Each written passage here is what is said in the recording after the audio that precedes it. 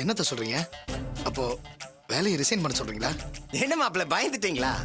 வேலையை விட சொல்ல, கான்ஸ்டபிளா இருக்கிறவங்கள இன்ஸ்பெக்டர் ஆக முடிவு பண்ணிட்டோம். இன்ஸ்பெக்டரா? ஐயோ, மாமா, நான் நான் இன்ஸ்பெக்டரா?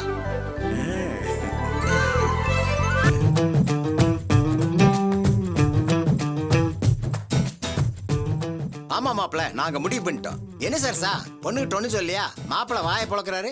நேர்ல வந்து சொல்லலான்னு இருந்துட்டேங்க. என்னம்மா, உன் மாமா இன்ஸ்பெக்டர் சந்தோஷம் தானே? மாமா, நீங்க நினைக்கிற மாதிரி இன்ஸ்பெக்டர் ஆறது அவ்வளோ ஈஸி இல்ல மாமா. ஏன் முடியாது? நான் வந்து போலீஸ் ஸ்டேஷன் சொன்னா நடக்காத காரியமே கிடையாது. அதுக்கு இல்ல சம்பந்தி, இப்பதான் என் பையன் ஹெட் கான்ஸ்டபிளா இருக்கான். அப்புறம் எஸ்ஐ ஆகணும். படிப்படியா ப்ரமோஷன் வாங்கி முன்னேறி தானே இன்ஸ்பெக்டர் ஆக முடியும். படிப்படியா ப்ரமோஷன் வாங்கி இவர் எப்ப இன்ஸ்பெக்டர் ஆகுறது? நேர்வழியில் போனா சரிப்படாது சம்பந்தி. போலீஸ்ல பெரிய பெரிய ஆபீசருங்க எனக்கு நல்லா தெரியும். இப்போ மாப்பிள்ளைக்கு ப்ரமோஷன் கேட்டா உடனே செஞ்சு கொடுப்பாங்க.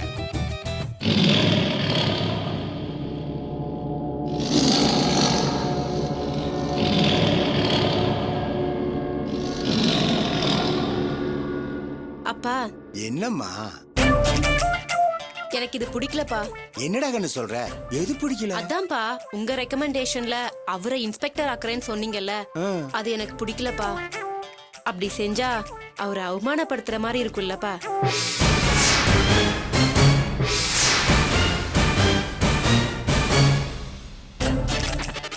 ஏன்டா கண்ணு அப்படி சொல்ற? பின்ன என்னப்பா, உங்க மாப்பிள்ளைய பத்தி நீங்க என்ன நினைச்சீங்க? வாழ்க்கையில அவர் எப்பவுமே நேர்மையா இருக்கணும்னு நினைக்கிறாரு. அவருக்கு போய் குறுக்கு வழியில ப்ரமோஷன் வாங்கி தரணும்னு நினைக்கிறீங்களே? ஐயோ புஜிமா, என்ன புஜிமா நீ? ஐயோ, நீங்க கொஞ்சம் அமைதியா இருங்க. உங்களை பத்தி அப்பாக்கு எதுவுமே தெரியாது. இத பாருங்கப்பா, நீங்க நினைக்கிற மாதிரி இவரு சம்பளத்துக்காக போலீஸ் வேலைக்கு போல. லட்சியத்துக்காக நேர்மையா நியாயமா உண்மையான போலீஸா இருக்கணுங்கிற ஆசையில சேர்ந்திருக்காரு. கூட வேலை செய்யற போலீஸ் தப்பு பண்ணாலே ரொம்ப வேதனைப்படுவாருப்பா.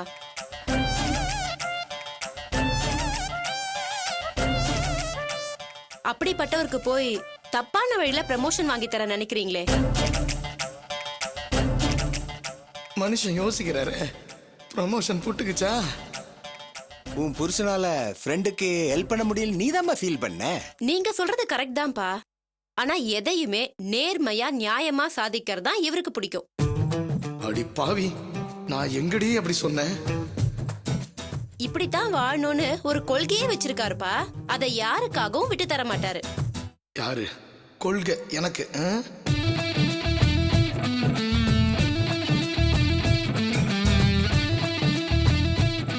அடி பாவி, வராத இஷ்டத்தை வாயாலே கெடுத்துட்டியே.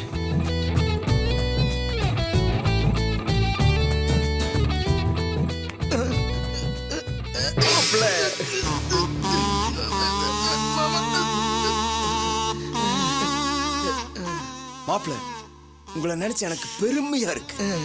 என்கிட்ட கோடி கோடிய பணம் இருக்கு, ஆனா கொள்கை இல்லை. ஆனா நீங்களும் நீதி, நேர்மை, நியாயம், தர்மம்னு ஒரு கொள்கையோட வாழணும்னு ஆசைப்படுறீங்க. நீங்க ஒரு கொள்கை வீரன்னு எனக்கு இப்பதான் மாப்பிள்ள தெரியுது. நான் கொள்கை வீரனா? உன் மக சொல்லித்தான் எனக்கே தெரியும். என்ன மாப்பிள்ள அப்படி பாக்குறீங்க? பயப்படாதீங்க. உங்களுக்கு பிடிக்காத எதையும் நான் செய்ய மாட்டேன். நேர்மையாகத்தான் வாழணும்னு நினைச்சா கடைசி வரைக்கும் கான்ஸ்டபிளாவே இருந்துருங்க. அது கூட எனக்கு பெருமைதான். என்ன பேசுறீங்க நீங்க? அதுக்காக இல்ல சார், நம்ம மாப்பிள்ளையோட நல்ல மனசுக்கு என்னைக்காவது ஒரு நாள் பெரிய ஆள் ஆவாரு. அவரோட நண்பருக்கு உதவ முடியாத காரணத்தாலதான் அவர் இன்ஸ்பெக்டர் ஆக்கோன்னு சொன்னேன். அதனால சம்பந்தி, என் மகனை பத்தி என்கிட்ட கேளுங்க. அவன் இன்ஸ்பெக்டர் என்ன கமிஷனரே ஆனாலும் தமிழுக்கு உதவி பண்ண மாட்டான். ஏன்னா இவனுக்கு தமிழை கண்டாலே பிடிக்காது. என்ன ஃப்ரெண்ட்ஷிப்போ, என்ன மனுஷனோ.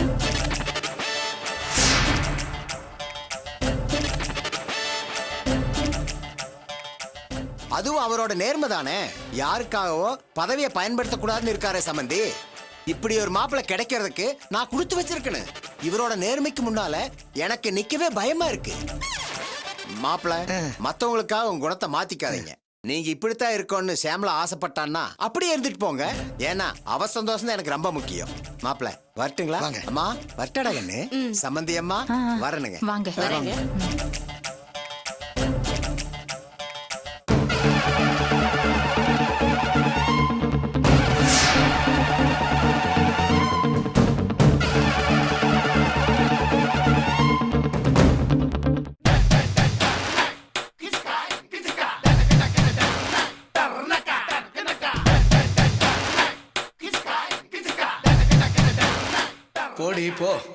என் புருஷன் எப்பவும் கான்ஸ்டபிள் தானே, ரோட்ல போய் டான்ஸ் ஆடு.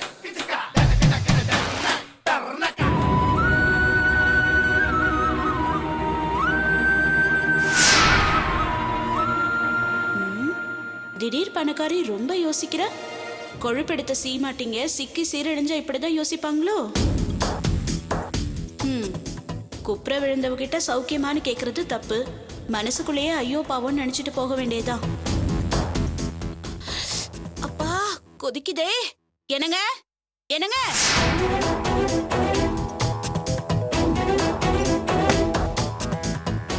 என்னங்க, நான் உன்னை கேட்டா தப்பா நினைக்க மாட்டீங்களே? கேக்குறது தப்புன்னு தெரியுதுல, அப்புறம் எதுக்கு கேக்குற? இல்ல, வாய் வரைக்கும் வந்ததை கேட்காம விட்டா ஒன் சைடு தலைவலி வந்து பெரிய பிரச்சனை ஆயிடும். இது தப்புன்னு நினைச்சு நீங்க சண்டைக்கு வந்தாலும் சரி, மனசுல இருக்கிறத நான் கேட்டுறேன். ஆடம்பரமா கார்ல போன தங்கச்சி அரக்க பறக்க திரும்பி வந்திருக்காளே, நீங்க ஏன்னு கேட்க மாட்டீங்களா? ஏண்டி அடிச்சு உனக்கு புத்தி வரலையா? அவளை பத்தி எதுக்கு கேக்குற?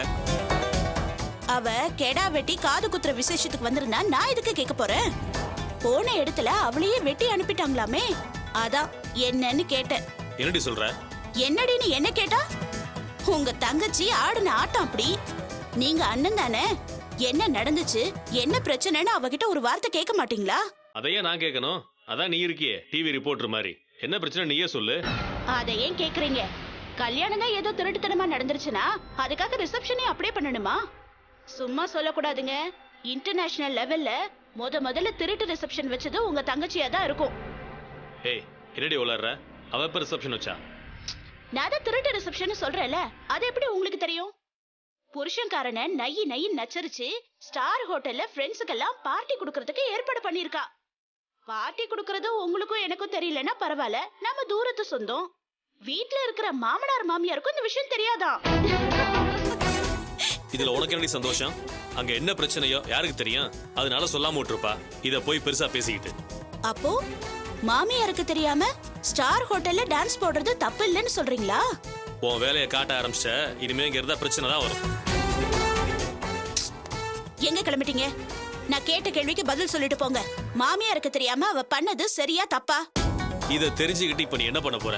தப்போ சரியோ அது அவ பிரச்சனை, நீ உன் வேலையை மட்டும் பாரு. நானும் என் வேலையை பார்க்கணும்னு தான் நினைக்கிறேன். ஆனா மண்டக்குள்ள ஒரே குடைச்சலா இருக்குங்க. நமக்கு கல்யாணம் ஆன புதுசுல என்ன நடந்துச்சுன்னு கொஞ்சம் யோசிச்சு பாருங்க. உங்க அம்மாவுக்கு தெரியாம என்ன ஒரே ஒரு சினிமாவுக்கு கூட்டிட்டு போறீங்க. இப்ப ஏண்டி தேவையில்லாம அதெல்லாம் பேசிட்டு இருக்க? காரணம் இருக்கு. தெரியாம சினிமாக்கு போயிட்டு வந்துட்டோன்னு உங்க அம்மா இன்னைக்கு என்ன பேச்சு பேசுனாங்க. எவன்டா சினிமாவை கண்டுபிடிச்சது, எதுக்குடா சினிமாவுக்கு போனோன்னு கண்ணுல தண்ணி விட்டு அழற அளவுக்கு உங்க அம்மா திட்டினாங்களா இல்லையா? இப்ப அதே தப்ப உங்க தங்கச்சி பண்ணிட்டு வந்திருக்கா. இதுக்கு என்ன சொல்ல போறீங்க? பேசி முடிச்சிட்டியா? இப்ப நான் கிளம்பலாமா? நான் என்ன சினிமா கதையா சொல்றேன்? போன இடத்துல புகைச்சல் கிளப்பி விட்டுட்டு உங்க தங்கச்சி வீட்டுல வந்து உட்கார்ந்துருக்காங்கற. என்ன பிரச்சனைன்னு கேட்காம பைய தூக்கிட்டு சவாரி விட போறீங்களா? இப்ப என்ன பண்ணணும்னு சொல்ற நீ? போய் என்ன பிரச்சனைன்னு அவகிட்ட கேளுங்க. இது அவ பிரச்சனை, அவளே பாத்துப்பா. வீட்டுக்கு தெரியாம பார்ட்டி ஏற்பாடு பண்ணதே பெரிய தப்பு. அவங்க ஏன்னு கேட்டா இவ உடனே பொட்டியை தூக்கிட்டு வந்துருவாளா? ஏண்டி உனக்கு வேற வேலையே இல்லையா? நீ என்ன மாதிரியே கடையை விட்டா வீடுன்னு தான் இருக்க. அப்புறம் எப்படி இந்த டீடைல்லாம் உனக்கு தெரியுது? என்ன உங்க அம்மா மாதிரியே நீங்களும் என்ன ஒட்டு கேக்குற பள்ளிங்கிறீங்களா? நான் ஒன்னும் வேண்டி விரும்பி உங்க தங்கச்சி கதையை கேட்கல. என் காது கொஞ்சம் பெருசு.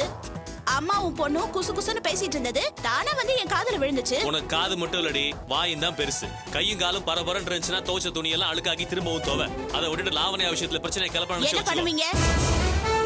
சுதா கண்ணத்துல பாலிஷ் போட்டு பளபளன்னு வச்சிருக்கா. அன்னைக்கு விட்ட மாதிரி 2 அரை விடலான்னு நினைக்கிறீங்களா? வேண்டாம் சாமி, உனக்கு டைம் இருந்தா வம்பு சண்டை எழுது வாயாடிட்டே வா. எனக்கு டைம் ஆச்சு, நான் கிளம்புறேன்.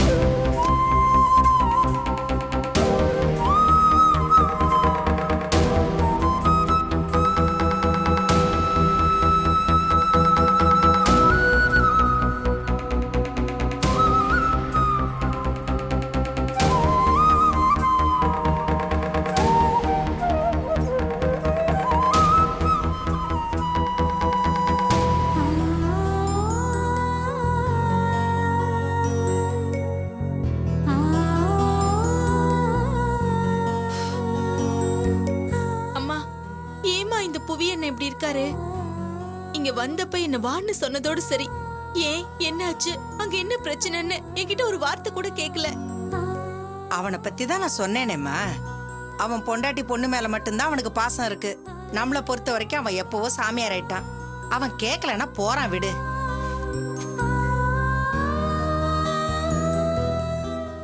அம்மா உன்கிட்ட ஒன்னு சொல்லுவேன், நீ கோவப்படாம கேட்கணும். வீடுன்னா சண்டை சச்சரவு இருக்கதாம்மா செய்யும். அதுக்காக நீ இங்க வந்து இருக்கிறது சரியில்லை. நீ அங்க போறது அம்மா சரி. நான் மறுபடியும் அங்க போக மாட்டேன். ஏமா அப்படி அறுத்தறிஞ்ச மாதிரி பேசுற? இப்ப என்ன நடந்து போச்சு? உனக்கு உன் மாமனார் மாமியார் கூட தானே பிரச்சனை, உன் புருஷன் கூட இல்லையே. அம்மா, நான் இங்க இருக்கிறது உனக்கு பிரச்சனைனா சொல்லு, நான் வேற எங்கேயாவது போயிடுறேன். அவங்க இருக்கிற இடத்துக்கு நான் போக மாட்டேன். அம்மா சொல்றத கொஞ்சம் கேளுமா. நமக்குன்னு ஒரு காலம் வர வரைக்கும் நாம அடங்கிதான் போகணும். வெட்டினே கட்டினேன்னு எல்லாத்தையும் செஞ்சுட்டு வந்தோம்னா வீண் பிரச்சனை தான் வரும். அப்ப நீயும் நான் பண்ணது தப்புங்கறியா? நான் அப்படி என்னம்மா தப்பு பண்ணிட்டேன்? உன்னை யாரும் தப்பு சொல்லலம்மா. வசதி வாய்ப்பு இருக்கிறவங்க சிநேகிதங்களுக்கு கொஞ்சம் ஆடம்பரமா விருந்து வைக்க தான் செய்வாங்க. அவங்களே கல்யாண ரிசப்ஷன் வச்சிருந்தாங்கன்னா ஏன் இந்த பிரச்சனை எல்லாம் வரப்போகுது? செய்யாம விட்டது அவங்க தப்பு. அவங்க அப்படியே பேசுறாங்க. இல்லாதவ வீட்ல இருந்து வந்தவ காசு பார்த்ததும் ரொம்ப தான் ஆடுறான்னு கேவலமால பேசுனாங்க. யாரு? உன் மாமியார்காரி தானே, அவ பேசுவா. ஏன் அவ மட்டும் என்ன பிறக்கும் போதே கோபுரத்து உச்சியில பிறந்தாளாமா? இருக்கிற சொத்துல அவளுக்கு ஒரு பங்கு இருக்குன்னா அதுல உனக்கும் ஒரு பங்கு இருக்கு. நீ எதுக்கும் கவலைப்படாத. இது எல்லாத்தையும் கேட்கறதுக்கு ஒரு காலம் வரும். அன்னைக்கு நான் அவளை கேக்குறேன் பாரு, கேள்வி. இங்க பாருமா, அம்மா எல்லாத்தையும் நல்லா யோசிச்சுதான் இந்த முடிவெடுத்தேன். நீ இங்க இருந்தேன்னு வச்சுக்கோ, உன்னால எதையுமே சாதிக்க முடியாது. ஏமா முடியாது? மாப்பிள்ளை யார் பக்கம் இருக்காருன்னு தெரியலையே. அப்பா அம்மா சொல்றதா சரின்னு அவர் அவங்க பக்கம் சாஞ்சிட்டாருன்னா என்ன பண்ணுவ? இல்லம்மா, அவரால கண்டிப்பா என்னை விட்டு பிரிஞ்சிருக்கவே முடியாது. அவர் இங்க வந்து என்ன சமாதானப்படுத்தி நிச்சயமா கூட்டிட்டு போயிடுவாரு. எனக்கு அந்த நம்பிக்கை இல்லம்மா. ஏமா இப்படி சொல்ற? அப்படி வர இருந்திருந்தா இந்நேரம் வந்திருக்கணுமே, ஏன் வரல? கல்யாணமான புதுசுல புருஷன் பேசுற பேச்செல்லாம் ஒரு பேச்சே இல்ல. குழந்தைன்னு ஒண்ணு பிறந்து ஏன் பொண்டாட்டி ஏன் குழந்தைன்னு சொல்ற வரைக்கும் எல்லா ஆம்பளைங்களும் அம்மா பிள்ளைங்க தான். நான் முக்கியமா உங்களுக்கு வீடு முக்கியமான்னு ஆத்திரப்பட்டு கேட்டோன்னு வச்சுக்கோ, எனக்கு எங்க வீடு தான் முக்கியம்னு மாப்பிள்ளை சொல்லிட்டா நாம என்னடி பண்றது? நான் சொல்றத கொஞ்சம் கேளுமா. லாவண்யா இல்லாம என்னால ஒரு நிமிஷம் கூட காலம் தள்ள முடியாதுன்னு மாப்பிள்ளையே வாய் விட்டு சொல்ற வரைக்கும் கருத்தும் கரிசனம்மா கொஞ்ச நாளைக்கு நீ குடுத்தனம் பண்ணு. அப்புறம் நீ தான் அந்த வீட்டுக்கு எஜமானியா இருப்ப. நீ வச்சுதான் இங்க சட்டமாவும் இருக்கும். நான் மறுபடியும் எப்படிமா அங்க போறது? நீ எதுக்குமா கவலைப்படுற? உன்னை நானே இங்க கூட்டிட்டு போறேன். சின்ன பொண்ணு ஏதோ தெரியாம தப்பு பண்ணிட்டா மன்னிச்சிருங்கன்னு சும்மா ஒரு வார்த்தைக்கு மன்னிப்பு கேட்டுட்டு உன்னை அங்க விட்டுட்டு வந்துடுறேன். மா, என் மாமியாருக்கு இன்னும் ஏறிடுமே. எத்தனை நாளைக்கு தான் அவ ஆட போற? லாபமோ நஷ்டமோ நீ அங்க இருக்கிறதா உனக்கு பெருமை. பிரச்சனைன்னு நீ பிறந்த வீட்டுக்கு வந்திருக்கியே, இந்த வீட்டுல உன்னை என்ன ஏதுன்னு கேட்கறதுக்கு நாதி இருக்கா? நீங்க வந்ததுல இருந்து சுதாவுக்கு ஒரே கொண்டாட்டம். அவெல்லாம் சிரிக்கிற மாதிரி நாம எதுக்கடி பிழைக்கணும்? வாழ்ந்தா 10 பேர்கிட்ட சொல்லலாம், கெட்டா யாருக்கும் தெரியாம வீட்டுக்குள்ளதான் இருக்கணும். அதனாலதான் உன் விஷயத்த நான் தமிழ்கிட்ட கூட சொல்லல. ஏமா அண்ணன்கிட்ட சொல்றதுக்கு என்ன? சொன்னா அவன அக்கறையோட உனக்கு உதவி பண்ணதா பாப்பான். ஆனா அங்க ஒரு ஊமை கொட்டா இருக்கே, அதுகிட்ட போய் அவன் எல்லாத்தையும் சொல்லுவான். அதுவும் உனக்காக துக்கப்படுற மாதிரி வெளியில நடிச்சிட்டு யாருக்கும் தெரியாம அப்படியே சந்தோஷமா பாயசம் வச்சு குடிப்பா. இந்த அசிங்கெல்லாம் நமக்கு தேவையா? அதனாலதான் வந்த சுவடே தெரியாம நீ உன் புருஷன் வீட்டுக்கு போன்னு சொல்ற. என்னம்மா, நான் சொல்றது சரிதானே? சரிம்மா. நின்னு ஜெயிக்கிற வரைக்கும் விட்டு கொடுத்து போறதுல ஒரு தப்பும் இல்லம்மா. நீ போய் ரெடியாவு, உன்னை நான் கொண்டு போய் விட்டுட்டு வரேன்.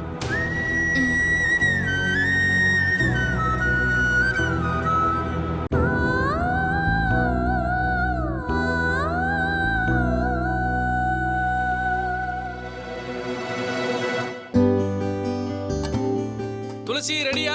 இதோ வந்துட்டேங்க. என்னோட பெல்ட் எங்க வச்சிருக்க? கட்டில் மேல தான் வச்சிருக்கேன்.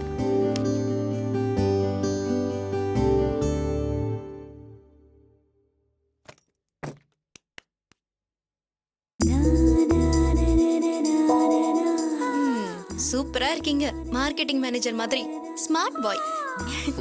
ஒரு நிமிஷம்.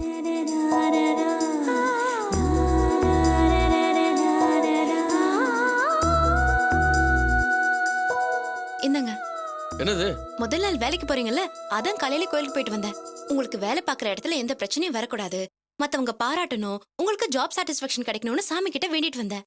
சின்ன வேலையா இருந்தாலும் உங்களுக்கு ரொம்ப பிடிச்சு போயிடும் பாருங்க. தேங்க்ஸ்.